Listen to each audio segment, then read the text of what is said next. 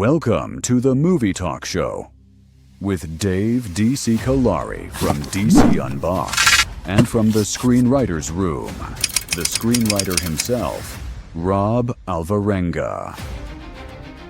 Now, here is your host, Joe Zapata.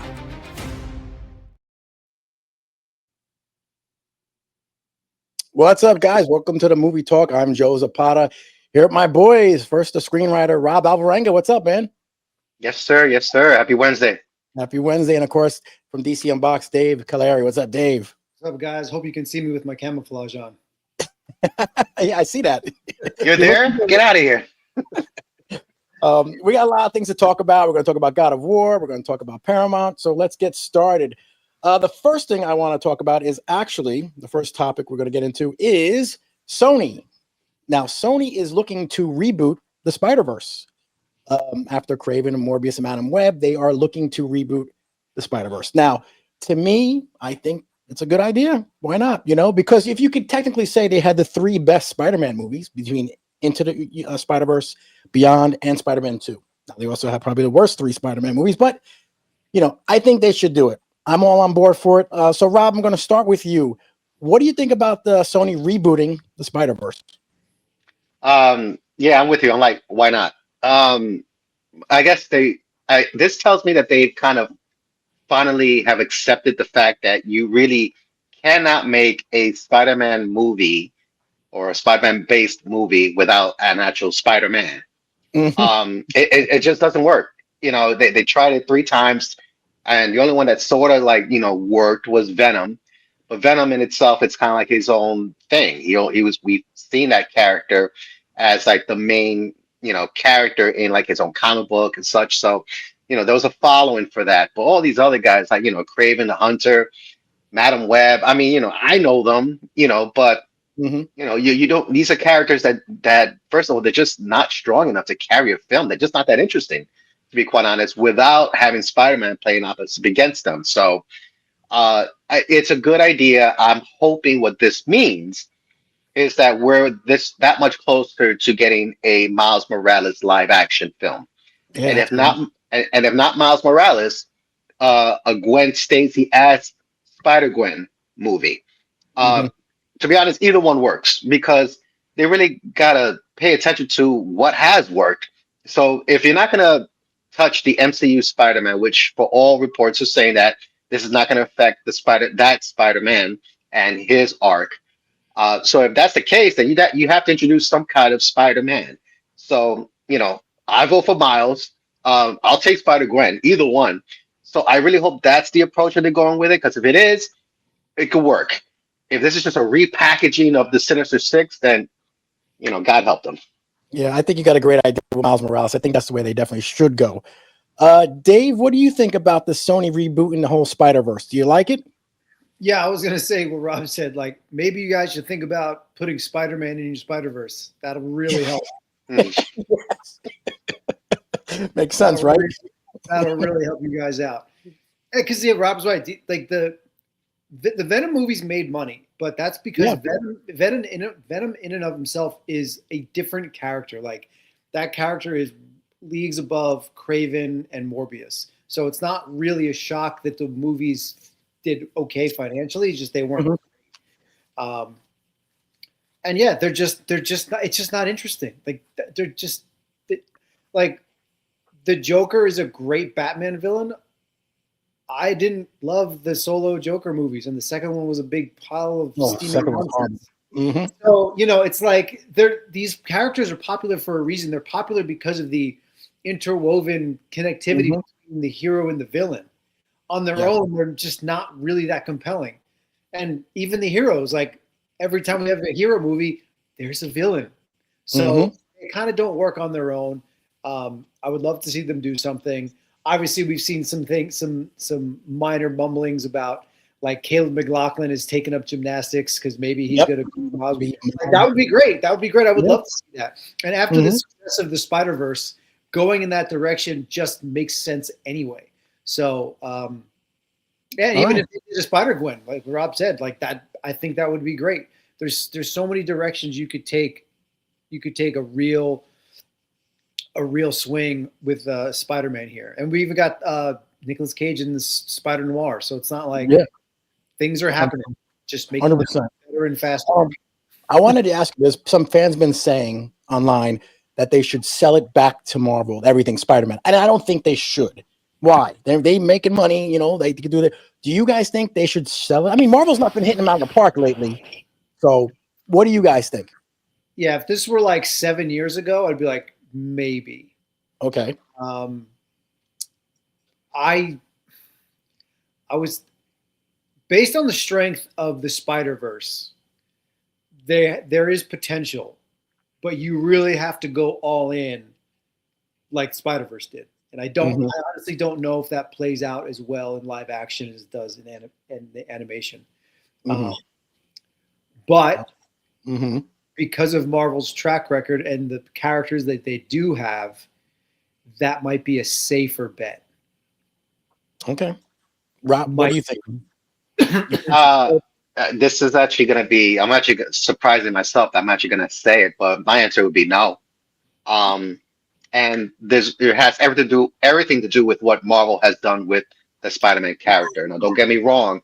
I'm on record, and I'm not backtracking at all, that Tom Holland's iteration of Spider-Man is the best version of Spider-Man / Peter Parker that we've had in live action. But what has, I think, pissed off fans and annoyed me to a certain extent too is Marvel's hesitancy to give us a solo Spider-Man movie. Every single Spider-Man movie up to this point has had to have some kind of cameo, and not just a cameo. You're talking about Iron Man, the linchpin for the MCU. Had to be in the first movie.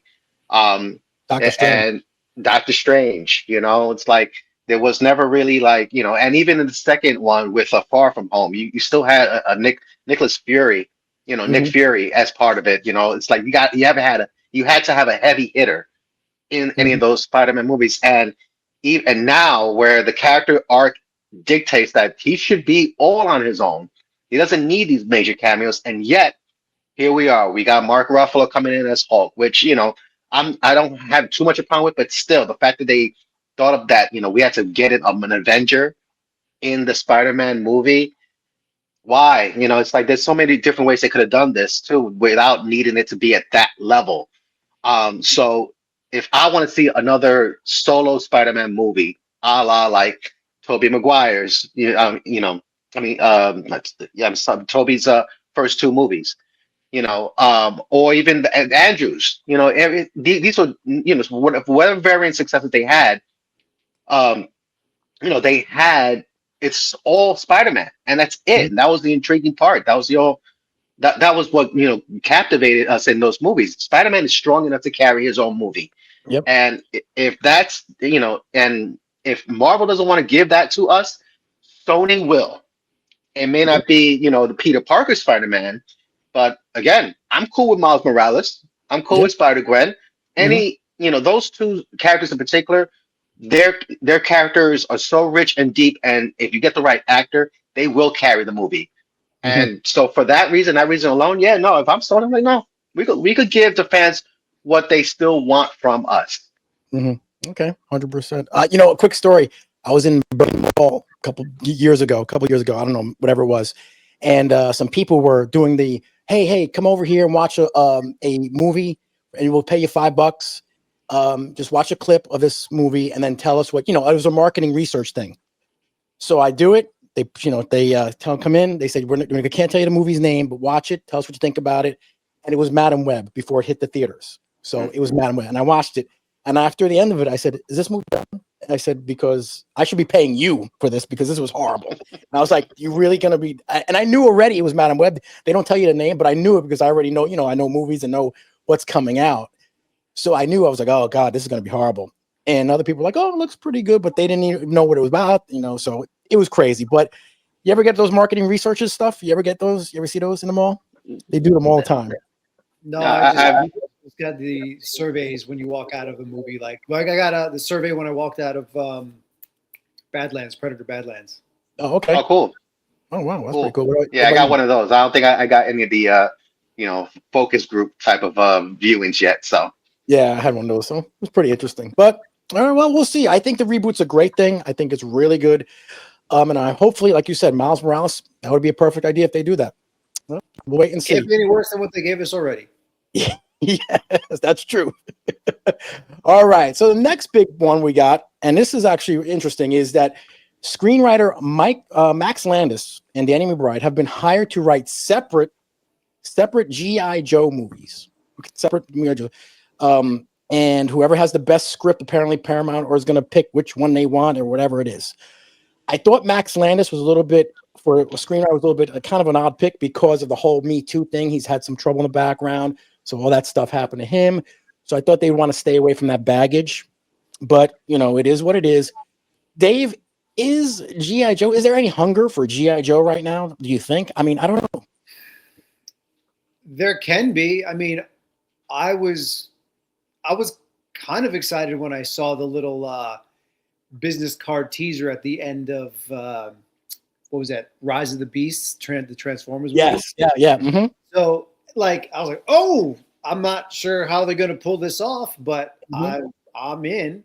The problem is we've had 3 correct swings. We've had what was it? The Rise of Cobra, Retaliation, and Snake Eyes. Snake Eyes. Yes. And I didn't see Snake Eyes. The other 2 were fine. As fine in just a movie as you could get. I still think they can do it better. They can do it better. I think so too. I mean, listen, Rob?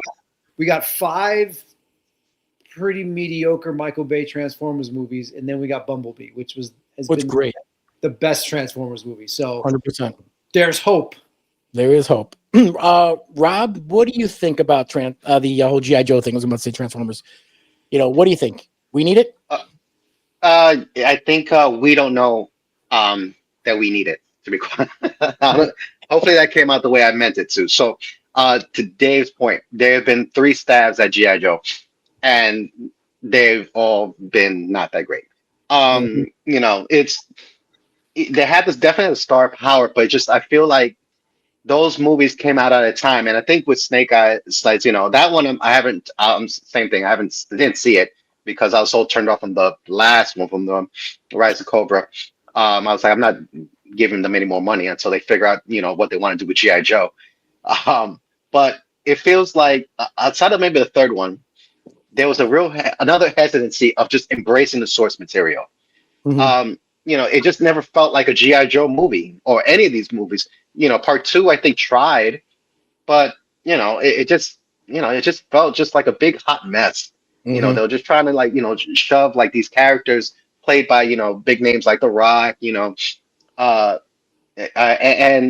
it just didn't work. It didn't click. It didn't work for me. It didn't feel at all like what I was used to when I grew up watching the cartoons. So to that extent, because the definitive G.I. Joe film has not been made yet, I'm still hopeful. I thought that, and I think there is hope because the fact that you did see a glimpse of the tie-in with the end of Rise of the Beast with Transformers, is the reason why that gave me a lot of hope is because anyone that that actually, again, comic book readers and even certain cartoon fans know that G.I. Joe and Transformers, they had a mashup. They had a major crossover in comic books back in the 80s. And it was a big deal. You got to see a lot of you start conceptualizing as a kid, wow, that'd be really cool to see either in cartoon form or in live action Transformers with G.I. Joe. And it makes sense, when you really think about it, those 2 properties have to deal with war as a background. So, it could work. It's just there's 2 wars that they're going to be, marrying into each other. So the fact that they actually roll that into the end of Rise of the Beast, I thought that was a stroke of inspiration. That for me, that felt like someone I was like, hey, I have a really cool idea how to bring back in G.I. Joe and really give fans something that that, to be honest, they haven't seen yet before, but yet very familiar from the cartoons and even from the comic books. So now fast forward, they're going to move forward with this. I'm excited because it seems like they're really taking now the source material seriously. I am not a fan of the idea of first having two writers write two separate, Yeah. treatments, and then just like see who decides which one's gonna be good. Do Yeah. either of these guys really know what they're doing? Max Landis, he's the accomplished screenwriter, but I've looked at his work because I remember him, once upon a time he was like an up and coming screenwriter, someone to look at. But when Yeah. you look back at his opportunities, honestly, his biggest claim to fame was he was the screenwriter for Chronicle, which was Josh Trank's first movie before Josh Trank made that god awful Fantastic Four movie. That's really it. Mhm. He has sold scripts. Yes, he is a working, screenwriter, but his work just hasn't been that great. Nope. Now you throw in the garbage that he was involved with like Yeah. that I'm just not a fan of that. Like, why? First of all, why bring him in? Mhm. That tells me like executives are getting involved with this, which I think is a tie into something that we're going to be talking about later in the show. Yep. But I don't like that they tap Max Landis at all. And Danny McBride, great. I just don't know, like, I don't know how good he is as a writing partner outside of the comedies that he's been involved with. Yeah. So are you going to make this a comedy? Are you going to, is this going to be like something similar to what we've already seen on the screen where it's like it's G.I. Joe in name, but then you're going to have some like wacky stuff happening because of the creative minds of, Danny McBride. It's really putting a damper in on the excitement that this thing could be something good. Because I Mhm. really do think that they do want to go back to the source material. I just don't know if they know how to do it. Yeah, I agree. I just don't think it works. I don't know. I'm not too the Snake Eyes I did see, and it could have been much better. Had some great moments, but other than that, it wasn't a really great movie, but had some good moments. Just put it that way. But we'll see. I don't know. I do like I said, the GI Joe because The Rock was in the one. I saw those; those were fine.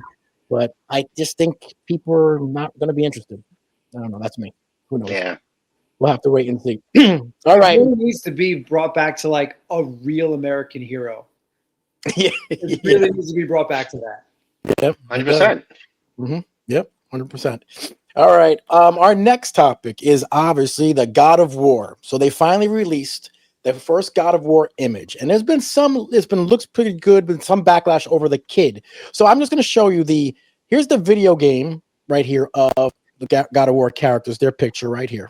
That's the video game, and that's from Ragnarok. Okay. And now here is the first live action pic we got from the characters. Now, one of the things I see that people have been sort of complaining about is the kid is a little bit too young. I actually like that idea because, and I'm going to say is that if it does well, they're going to do another season or two. Kids grow very fast. So I think the reason they cast him younger was because if this is a hit, he's going to grow. And, we'll have the Stranger Things thing where they're, about 45 playing 18-year-old kids, So I think that's the reason why they kind of picked a younger kid, because that's the only backlash I see about the image online, because all the other casting is really great. Dave, what do you think about this, Dave? Do you like this? Do you like the God of War image? Do you like it? I think it looks fine. I mean, there's people complaining about what Kratos looks like. Yes, I saw that. Like you're not going to get the exact look you have in the video game. So like, correct, get that, unless you go for a CGI character, and it's like, what are we doing? Yeah. What I will say is that the kid, he's currently in season 3 of The Night Agent. Okay. It's weird because he's got some serious acting chops, and it almost looks it's almost awkward coming from such a little kid. But in that show, he's supposed to be playing like a hyper intelligent young kid who's being taught by his father, who's like a for hire assassin. Yeah, I caught a clip of that, and he was very good. So it works. So I think if people go and watch this kid in The Night Agent, I think anything that they don't seem to like about the image will change, because I think this kid will probably do a really, really good job. Yeah, I agree. Rob, what do you think about this image when you first saw it? I thought it was a solid image. It wasn't anything that that really kind of like blew me away, to be quite honest. I mean, they did say from the jump that this is going to be based on the Ragnarok series, Correct. starting with that game. So that's an older Kratos and his son. Hmm. So so this didn't really surprise me. I immediately saw what I figured was gonna come. I didn't think the kid's fine. I didn't see anything wrong with how young he was. I think it actually works quite well. Hmm. I agree with you, to be quite honest, and for a lot of reasons you gave me. It's not the best pose for Kratos, to be quite honest, being hunched over like Yeah. that, Hmm. because the guy is ripped. Yeah. So this one, it's not the most flattering. But the outfit, everything's like ripped right straight from the game. So Hmm. the production department is working overtime to make sure this thing looks the way it's supposed to look. Um, it, just for fun sakes, because I just haven't come across this before the show. The creator of God of War hates this picture. Like he ripped it a new one. Really? Okay. Yeah, he did. I'm kind of going to paraphrase it, but basically he's saying that how Kratos looks like he's taking a dump in the woods. Um, that the kid has all kinds of like products in his hair. It just doesn't look authentic and stuff like that. And it's a little bit much. And I kind of understand where he's coming from, because the video game version, if this is the creator of God of War, so God of War that I remember what I played so much was the original trilogy. The Hmm. much, that one is like, he doesn't have the beard, doesn't have a son. He's super ripped and angry, and he just looks like a menacing monster. Whereas when he gets older in Ragnarok, he still has like the vicious, but he's kind of like a reform, kind of like it's a he's been through it. So Yep. that's kind of like the version that I kind of see here, and it matches. So, but I just found it interesting that the creator of the game didn't like this Right, all. at all. Wow. He said he's hopeful for the show. He says the showrunner is great, that they really have great ideas, that this is going to be a good show. He's just not a fan of like the first image released from Amazon for the show. So I want to bring that up because I thought that was really interesting. Funny. Well, I think it comes out late 2027, as they're saying, is when it was going to debut. So we'll look out for that when it comes. All right, then. Our final topic that we have here, and it's a pretty one. It's one of these ongoing stories that just twists and turns, and it's pretty crazy. Is Paramount seems to have finally bought Warner Brothers. If this is happening or not, I don't know.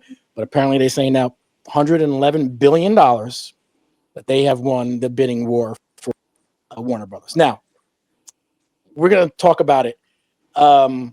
If you know James Gunn, you know where he stands. If you know Ellison, you know where he stands, and it's political. I don't want to make it a political show, but you kind of know they have their own views. I personally, I've been in a situation where I've been in a company where we were bought out, new people came in, and we had to deal with a new CEO and the whole 9 yards. And you go from one great CEO you love to somebody new you have to get used to, and you don't like him. And I hated my CEO, by the way, Robert Banks.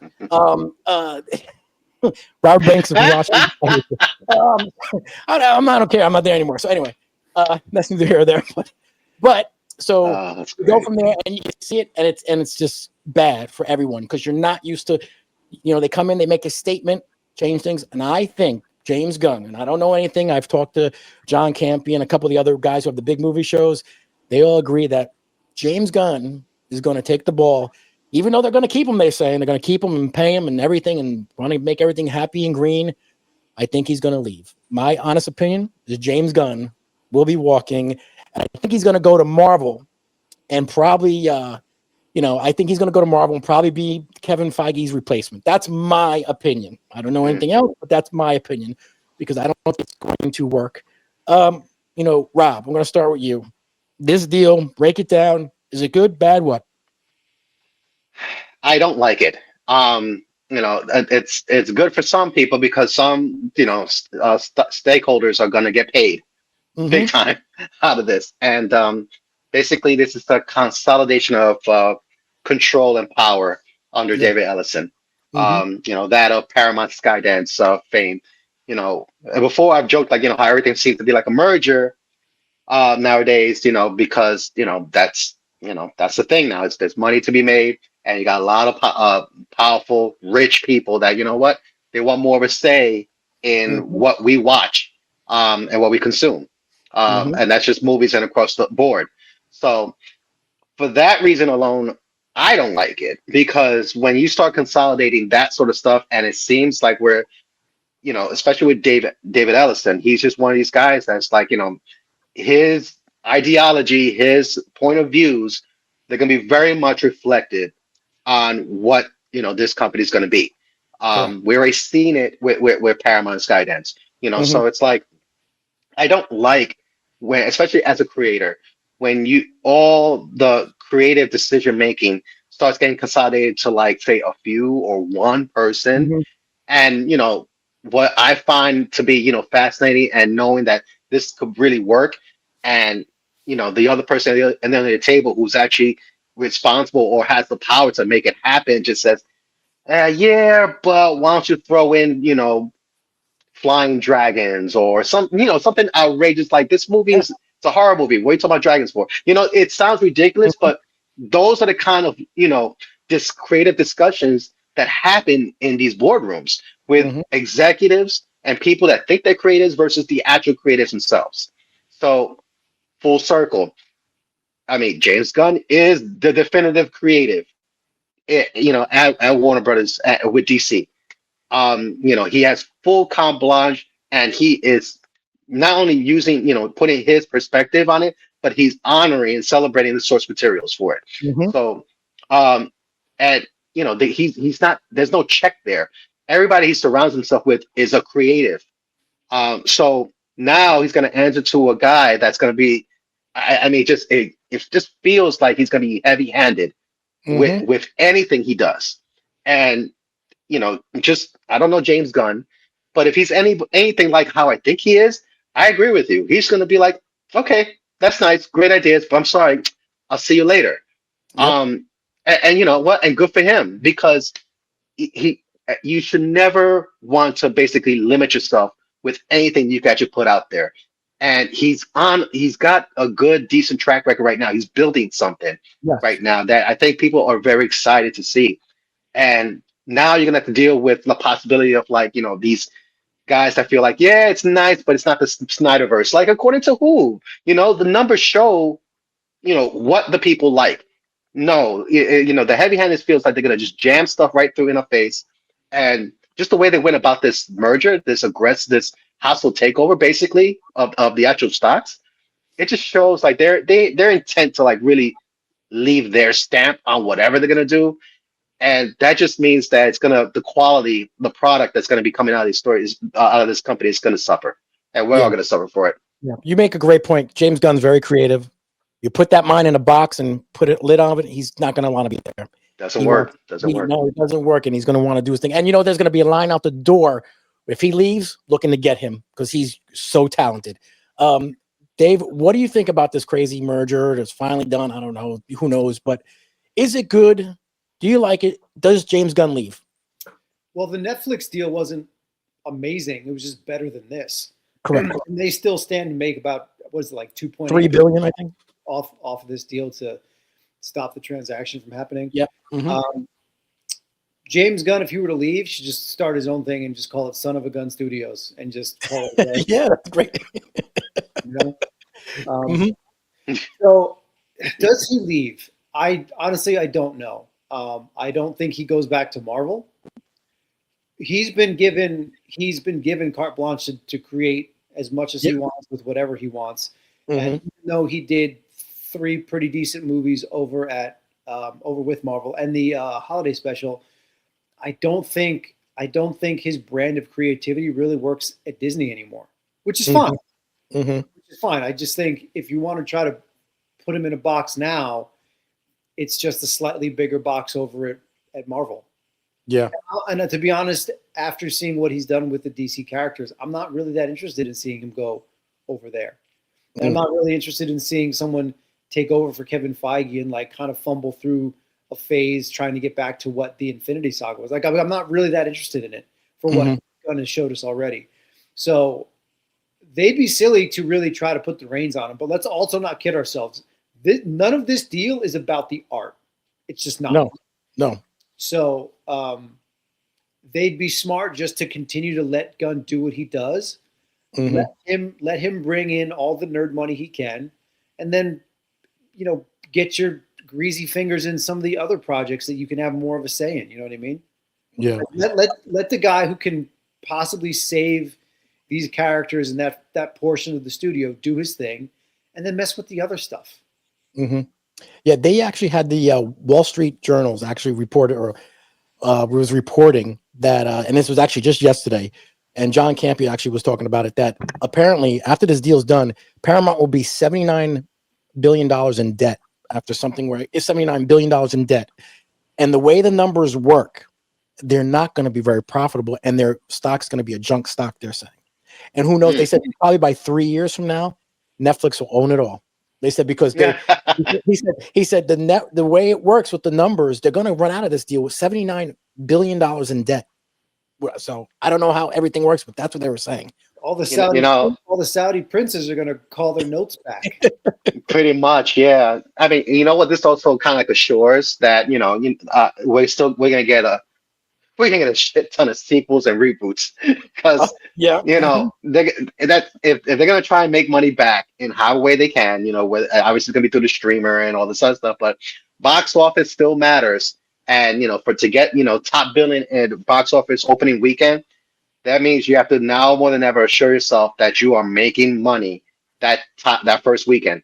It's because that's the only shot you're gonna get. That's how it works nowadays. So yeah, get ready for a lot of sequels, a lot of reboots, a lot of reimaginings because they need to have that built-in audience to bring money in through the box office to make any of this stuff worth it. Yeah, and you could tell. Remember back in the day, like HBO was one of the first like real cable networks. Yes, it was like, yo, this is good stuff. Whether it was the movies they had on, or even, what was one of the first really big like cable shows? The Sopranos, Entourage. Yeah. Those were both HBO shows. Yeah, HBO. Mm-hmm. So like we're getting further. We're getting further away, and it's like, does now Paramount try to absorb everything that's on HBO Max? You know what I mean? Like what does this deal actually end up doing that's better than what we have now? Like I don't. Yeah. Yeah. Like everything migrates over to Paramount Plus. Like Paramount Plus is just like whatever. At least HBO and Warner Brothers are trying to like do stuff. Yep. Right. And right. We'll be getting G.I. Joe 4. That's what we're going to be getting. Yeah. Yes. So I don't know, man. But I did also hear that, Zack Snyder was on a podcast and a question came up, and he did even say that he has talks with Paramount. So I don't know. That's all he said. There was talks, and they kept questioning him. Oh, DC, and he just said there was only talks. Yeah, Zack is pissing me off. Listen, if any of this, just because the Snyder nerds want him back doesn't mean his stuff was any good. Like his movies weren't great.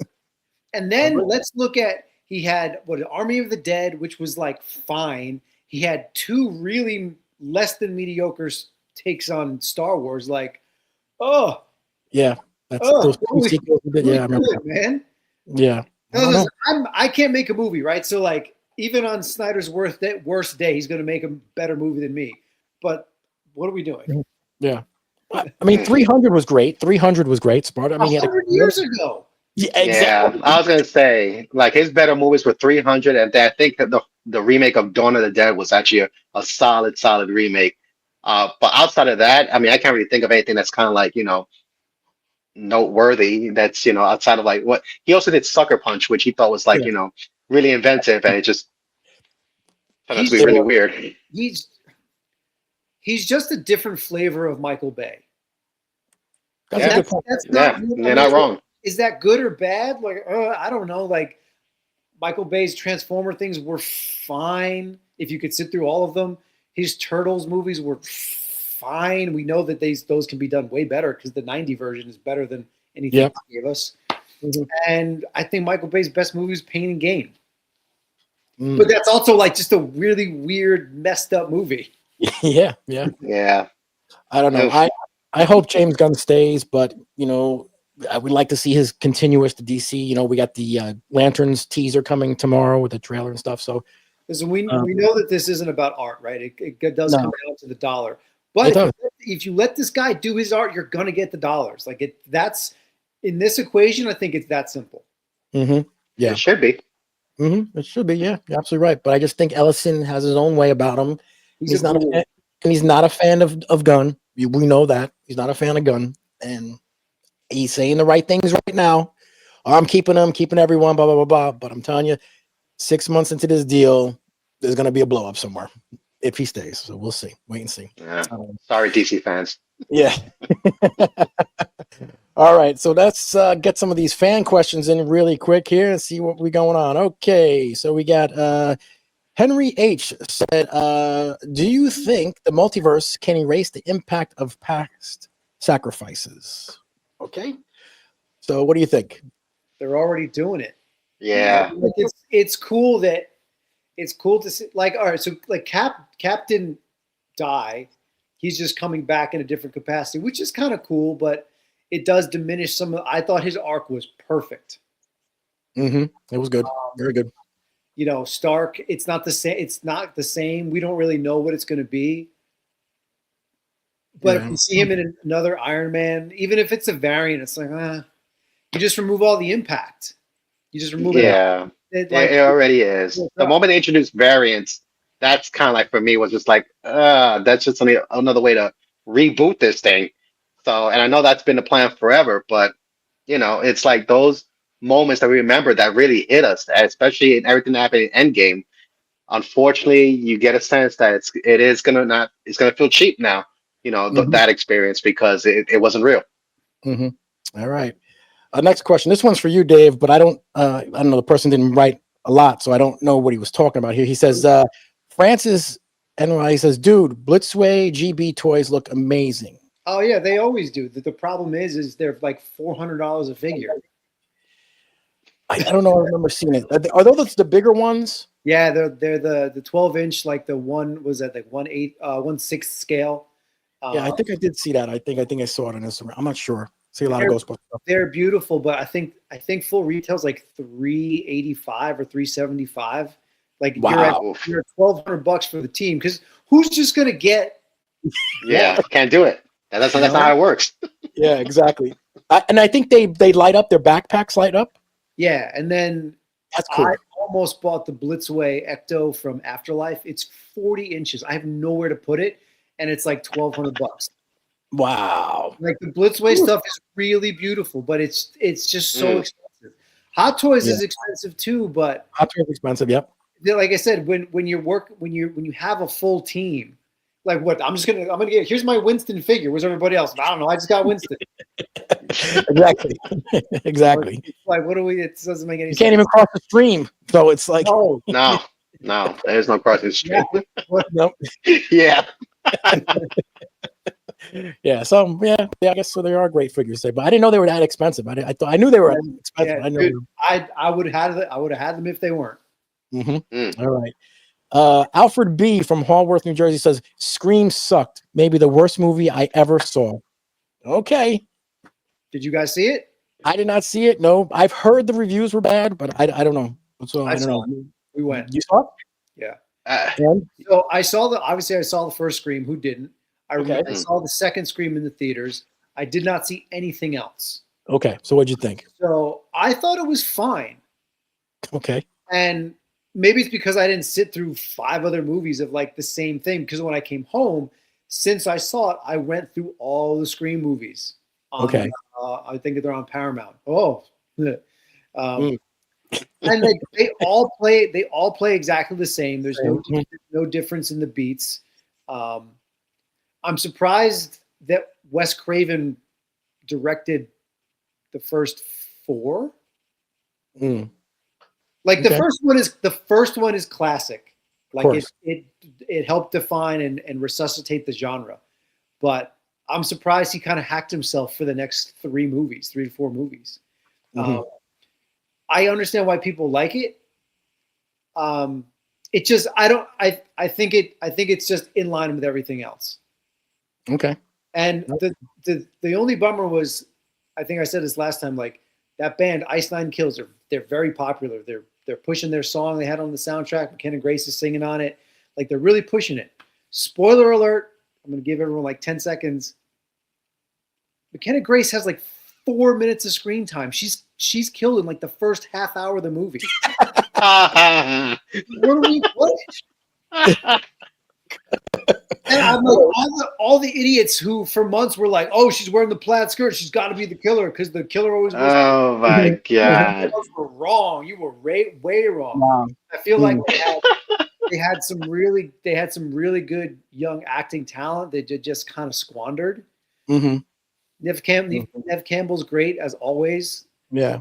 Courtney Cox too. Like everyone who shows up does what they do in these movies. I just think it was fine. Yeah. I didn't love it and I didn't hate it. Yeah, I just saw the movie The Black Phone the other day. First time I've never seen it. Pretty good. You ever see it? Really good movie. Really good movie. Yeah, really good movie. I enjoyed it a lot. Black Phone. First one. All right, let's see. Next one says Tim M from Bergenfield, New Jersey. I see you guys on Instagram a lot lately and enjoy your content. How old are all you guys? Ancient. Let's see. I'm 51. I think we're all around the same age. Thank you, Tim. I'm pretty sure we have all seen 6 different decades. Yeah, that sounds right. We're pretty much in and around the same age. Now, if you guys, if someone sees the 70s, the 80s, 90s, 2000s, 2010s, and 2020s. Yep. There you go. We're old, man. We're old. We're old. Greg F from Hillsdale, New Jersey says, Dave, what type of guitars do you have and how long have you been playing? These are all Washburn N4s behind me. The Nuno Betancourt, the guy from Extreme. They're all N4s. I got 2 Washburn acoustics. Yeah, that's it. I used to have a whole bunch of different ones, different brands, different artist signatures, and then once I got to the N4, I was like, oh, this is it. So then I just stayed with that. Okay. And you've been playing a long time. 34 years. Yeah, long time. Nice. Let's see. And finally here, we got Billy F from South Orange, New Jersey. I think the MCU should do more standalone movies and forget having everything connected. Agree? What do you think, Rob? 100%. 100%. I've been saying this for a long time. It's we got the saga we really wanted, and that's the Infinity Saga. Everything was just done perfectly, whether it was completely on purpose or not. The Infinity Saga is magic, and it fits. And it was at a time where we could invest in every single one of those movies. We didn't have shows to kind of distract us. Each movie was an event in itself, and it was all connected. That's what made it so cool. It's the first time we've seen anything like that. Movies connect to each other, characters jumping from one movie to another. It was something to behold. And it ended perfectly with Endgame. Everything after that, I argue, has not needed to be connected. Even with the original idea of having the multiverse saga connected with Kang, which makes a lot of sense logically, but I just know that it's not going to carry the same weight, especially if you're going to flood the zone with all these movies. So no, I really hope that that's kind of where we go, because after Secret Wars, once they reboots, whatever they're gonna do, or recast, whatever stuff like that, and they start leaning into the X-Men saga. I just hope that they learn, that they know that just make good movies one at a time. You can connect them later. You don't have to have them all connected, right off the bat. So I think it's a better model to do it now, especially now you have a golden opportunity to actually dominate the box office if you do it that way. Okay. Yeah. What about you, Dave? Agree? Yeah. You had a full run of a decade of movies that people were heavily invested in. You had kids who literally grew up with the first phase, 10 years of their lives. They were, let's say, 9 years old, and they were fully off in college by the time Endgame came out. You're not going to get that again. And you're not going to be able to replicate it. I don't care what storyline you come up with. It's just you're just not going to put another decade of work into the next thing, because you saw what kind of money and impact it had. You're just going to try to get that again. And I was shocked at how disappointed I was with the idea of the multiverse when I saw, Doctor Strange 2 and even like Spider-Man No Way Home. It's still fun, but like I don't want to see more of that. I just don't. So I think that was just a little bit of a misstep. And let's look back to the beginning of Marvel television on Netflix. You had 4 shows, 3 of them were arguably way better than the 4th, and they all existed on their own for the most part until Defenders came out. Yeah. Right. But that kind of interconnectivity made sense. It really wasn't forced. Like the writing of the 2nd season of Daredevil really fed into that. Yeah. And then they were able to pivot out of that with season 3 of Daredevil. And like we're 3 weeks away from Daredevil season 2. Don't forget that. Yeah. Yeah. That's really good. So like that show is still existing, and it's still existing kind of on its own. Like we know that it is interconnected in some way. They're just not forcing it, and they don't have to. If we just saw Daredevil have another like 2 or 3 seasons on its own, with maybe some lighter interconnectivity, or maybe Spider-Man or maybe Punisher makes it back in there without making it a big cinematic movie blowout deal, I'd be okay with that. Okay. All right, guys. Another great week, another great show, guys. Enjoy it, like, subscribe, give a thumbs up. I'll see you guys next week. All right. Talk to you later, guys. Right. Started from nothing. Jersey streets, we owned it. Jay-Z pumping iron. Body builder Cody. Years on the course.